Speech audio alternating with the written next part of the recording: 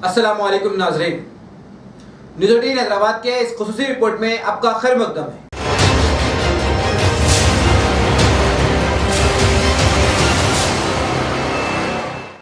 हैदराबाद के tank bond इलाके में हर इतवार को ट्रैफिक पर पाबंदी लगाई जा सकती है। टैंक बॉन्ड इलाके में हर इतवार को ट्रैफिक पर पाबंदी पर गौर करने वजीर तारक रामाराव ने कमिश्नर पुलिस हैदराबाद से की ख्वाहिश। तेलंगाना के वजीर इंफॉर्मेशन टेक्नोलॉजी के तारक रामाराव ने शहर हैदराबाद के टैंक बॉन्ड इलाके में हर इतवार को 5 बजे से 8 बजे शब ट्रैफिक पर पाबंदी पर गौर करने कमिश्नर पुलिस हैदराबाद अंजनी कुमार से ख्वाहिश की है। सोशल मीडिया अहम प्लेटफॉर्म ट्विटर पर सरगर्म मिस्टर राव ने इस खुसूस में अशोक चंद्रशेखर नामी शख्स की जानिब से किए गए ट्वीट पर रद्द-ए-अमल जाहिर किया। चंद्रशेखर ने अपने ट्वीट में ये तजवीज़ देते हुए कहा कि हर इतवार को 5 बजे शाम तक 8 बजे रात के दरमियान ट्रैफिक पर पाबंदी पर शहरी यहाँ पर हुकूमत की जानिब से फराहम करता खूबसूरत सहूलियात से इस्तेफादा कर सकते हैं। तेलंगाना के वजीर इंफॉर्मेशन टेक्नोलॉजी के तारक रामाराव ने शहर हैदराबाद के टैंक बॉन्ड इलाके में हर इतवार को 5 बजे से 8 बजे रात तक ट्रैफिक पर पाबंदी पर गौर करने कमिश्नर पुलिस हैदराबाद अंजनी कुमार से ख्वाहिश की है। रेवंत रेड्डी दलितों और गरीजनों के मसाइल पर 2 रोज़ा भूख हड़ताल शुरू की। तेलंगाना पीसीसी के सदर रेवंत रेड्डी एमपी ने मेडचल जिले के मोडू जिद्दलापल्ली गांव में दलितों और गरीजनों के हकूक़ के लिए 2 रोज़ा भूख हड़ताल शुरू की। ये भूख हड़ताल 25 अगस्त चारशंबे की शाम 5 बजे खत्म होगी। भूख हड़ताल प्रोग्राम के लिए गाँव में बड़े पैमाने पर स्टेज तैयार किया गया, जिसमें कांग्रेस के अहम कायदीन मौजूद हैं। रेवंत रेड्डी का इल्ज़ाम है कि चीफ मिनिस्टर चंद्रशेखर राव ने इस गाँव की तरक्की की जिम्मेदारी कबूल की थी, लेकिन अब तक यहाँ कोई तरक्की नहीं हुई। दलितों की तरह हर कबायली खानदान को 10 लाख रुपये फराहम करने का मुतालबा। तेलंगाना के आदिलाबाद में रास्ता रोको एहतजाज। तेलंगाना हुकूमत की बावखार दलित बंधु स्कीम, जिसके तहत हर दलित खानदान को रियासती हुकूमत की जानिब से बाइख्तियार बनाने और उनके कारोबार की शुरुआत के लिए 10 लाख रुपये दिए जा रहे हैं। इसी खुतूत पर आदिवासी बंधु स्कीम का ऐलान करने का मुतालबा करते हुए कबायलियों ने एहतजाज किया। ज़िले आदिलाबाद में हुए इस एहतजाज में कबायलियों की बड़ी तादाद ने हिस्सा लिया और अपने मुतालबे की हिमायत में नारेबाजी भी की। इन एहतजाजियों ने आदिलाबाद कलेक्टेरिएट के करीब रास्ता रोक दिया और कलेक्टेरिएट के सामने धरना दिया। चीफ मिनिस्टर चंद्रशेखर राव के घर पर तलबा तंजीमों का एहतजाज। तेलंगाना की मुख्तलिफ तलबा तंजीमों ने चीफ मिनिस्टर के चंद्रशेखर राव के कैंप ऑफिस प्रगति भवन के मुहासरे की कोशिश की। PDSU PYL तंजीमों की इस अचानक एहतजाज के नतीजे में कैंप ऑफिस के करीब कुछ देर के लिए कशीदगी फैल गई। ताहम पुलिस ने उन तंजीमों के लीडरों और कारकुनों को रोक दिया। इस मौके पर हाथों में प्ले कार्ड्स और झंडी लेकर कैंप ऑफिस पहुंचे मुजाहिरीन ने चंद्रशेखर राव ज़ेर क़यादत रियासती हुकूमत से मुतालबा किया कि जॉब कैलेंडर की इजराई के साथ साथ बेरोजगार नौजवानों को अलाउंस फराहम किया जाए। उन मुजाहिरीन ने हुकूमत के खिलाफ नारेबाजी की। इस मौके पर वहां मौजूद चौकस पुलिस ने उन मुजाहिरीन को हिरासत में ले लिया। नागपुर से हैदराबाद जाने वाली बस उलट गई। जिले आदिलाबाद में हादसा। रियासत महाराष्ट्र से हैदराबाद जाने वाली प्राइवेट ट्रैवल्स की बस उलट गई। इस हादसे में करीब 5 मुसाफिर जख्मी हो गए। यह हादसा जिले आदिलाबाद एचूड़ा के मुकाम पर उस वक्त पेश आया जब नागपुर से हैदराबाद जाने वाली बस के ड्राइवर ने बस पर काबू खो दिया और बस नेशनल हाईवे पर उलट गई। यह हादसा आज सुबह के अव्वल इन सातों में पेश आया। मालूम हुआ कि हादसे के वक्त बस में 20 मुसाफिरीन सवार थे, जिनमें से 5 जख्मी हो गए। इन तमाम को इलाज के लिए आदिलाबाद के रिम्स हॉस्पिटल मुंतकिल कर दिया गया। बताया गया है कि ड्राइवर नींद के गलबे में था, जिसकी वजह से यह हादसा पेश आया। वैक्सीन के लिए अब व्हाट्सएप से भी रजिस्ट्रेशन कराने की सहूलत। मरकजी वजीर सेहत ने दिया बयान। मरकजी वजीर सेहत मनसुख मंडाविया ने ट्विटर करके इत्तला दी कि अब वैक्सीन लगवाने के लिए व्हाट्सएप के जरिए भी रजिस्ट्रेशन कराया जा सकता है। उन्होंने कहा कि कोरोना वैक्सीन के स्लॉट्स अब व्हाट्सएप से भी बुक कराए जा सकते हैं। स्लॉट्स बुक कराने के लिए MYGOVINDIA की कोरोना व्हाट्सएप पर corona help desk book slot पर WA.ME लिख कर 9013151515 पर सेंड कर दें। हैदराबाद जाने वाली बस लारी से टकरा गई। 3 हलाक 15 जख्मी। रियासत तेलंगाना के मुत्तहदा जिले नलगोंडा में ट्रैवल्स की बस सड़क पर रुकी हुई लारी से टकरा गई। इस हादसे में 3 मुसाफिर हलाक और करीब 15 जख्मी हो गए। फौरी मिली इत्तला के मुताबिक ओंगुल से हैदराबाद जाने वाली बस चिंतापल्ली हाईवे पर हादसे का शिकार हो गई। मरने वालों की शनाख्त मल्लिकार्जुन नागेश्वर राव और जय राव के तौर पर की गई है। इनका ताल्लुक प्रकाशम और गुंटूर से बताया गया। जख्मियों को इलाज के लिए मरियालगुड़े के अस्पताल मुंतकिल किया गया। पुलिस हादसे की तहकीकात कर रही है। कोविड-19 की तीसरी लहर के पेश नज़र प्राइम मिनिस्टर मोदी की हेल्थ मिनिस्टर के साथ हुई मीटिंग। कोरोना के मामले लगातार जारी हैं और अब ऐसा माना जा रहा है कि कोरोना की तीसरी लहर भी जल्द आ सकती है।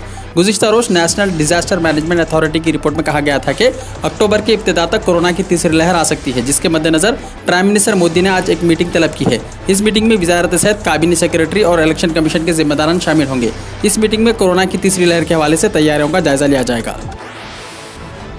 उत्तर प्रदेश में नामालूम बीमारी की जद में आने से 6 बच्चों की मौत। हेल्थ डिपार्टमेंट है परेशान। उत्तर प्रदेश में एक नामालूम बीमारी ने बच्चों को परेशान कर रखा है और मथुरा जिले वाक़े फरा इलाके में इस बीमारी ने 6 मासूमों की जान ले ली है। एक रिपोर्ट के मुताबिक फरा इलाके के कुहा गांव में गुज़िश्ता एक हफ्ते में इन 6 बच्चों की मौत हो गई, जिससे महकमा सेहत में हलचल मच गई।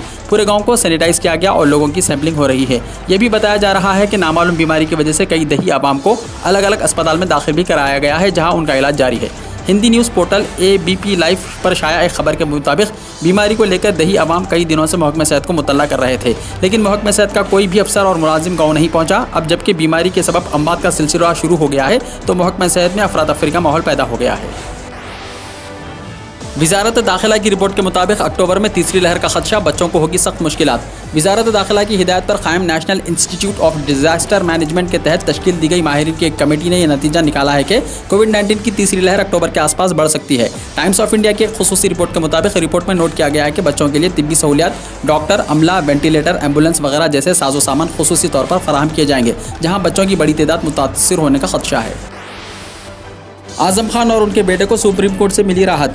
उत्तर प्रदेश के मजबूत लीडर आजम खान के बेटे अब्दुल्ला खान को जमानत मिल गई है। सुप्रीम कोर्ट ने दोनों को पासपोर्ट के 2 मुकदमात में जमानत दे दी। सुप्रीम कोर्ट से राहत मिलने के बाद अब अब्दुल्ला आजम खान जल्द जेल से बाहर आ सकते हैं। अब केस में जमानत मिलने के बाद अब अब्दुल्ला आजम खान को तमाम मुकदमात में जमानत मिल गई है।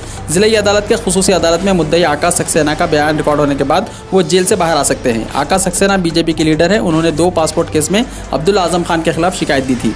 आखिरी बार आजम खान और अब्दुल्ला आजम खान को पैन कार्ड के 2 मुकदमात में जमानत मिली है। आजम खान और उनका बेटा कई मुकदमात में मुलजिम है और सीतापुर जेल में बंद है। आजम खान समाजवादी पार्टी के एक बड़े लीडर हैं और उत्तर प्रदेश के रामपुर से MP भी हैं।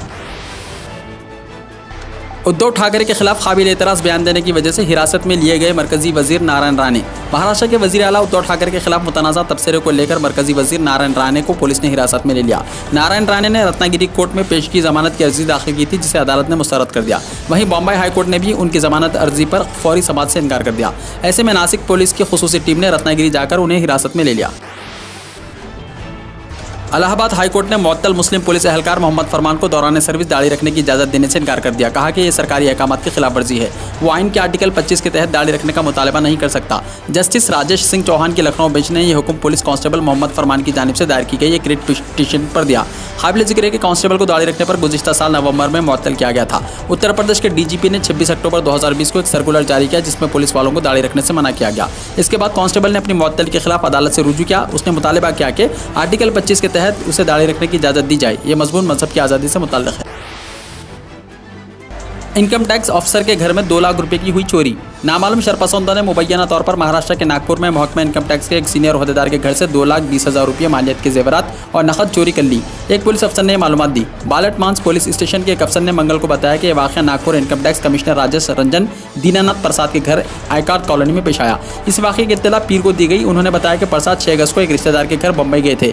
इस दौरान कुछ लोग इसके घर का ताला तोड़कर आए और उन्होंने मुबैना तौर पर 60,000 रुपये नकदी और सोने का हार चोरी कर लिया। ओहदेदार ने बताया कि जब प्रसाद पीर को नागपुर वापस आए तो उन्होंने इस वाक़े के बारे में मालूमात मिली। इत्तला मिलने पर गट्टी माइन पुलिस ने मौके पर पहुंचकर मुकदमा दर्ज कर लिया।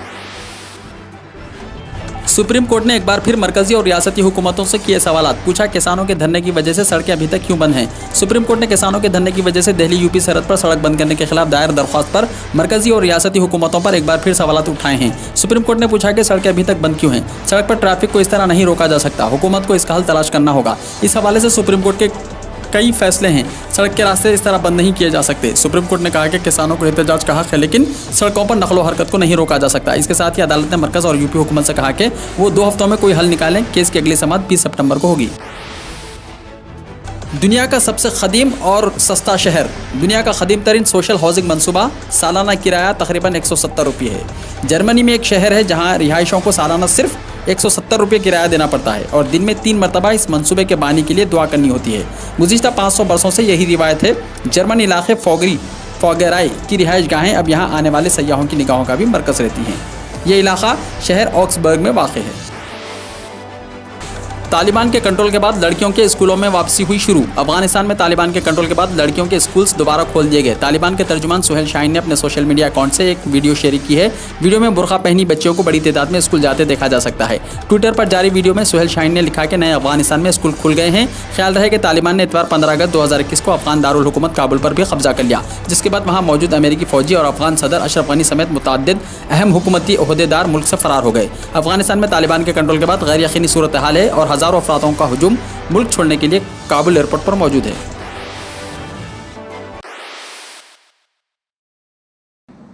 नाज़रीन, न्यूज़ 18 हैदराबाद चैनल को लाइक, शेयर, सब्सक्राइब जरूर करें। इसके लिए याद दें, मैं इब्राहिम, अल्लाह हाफिज़।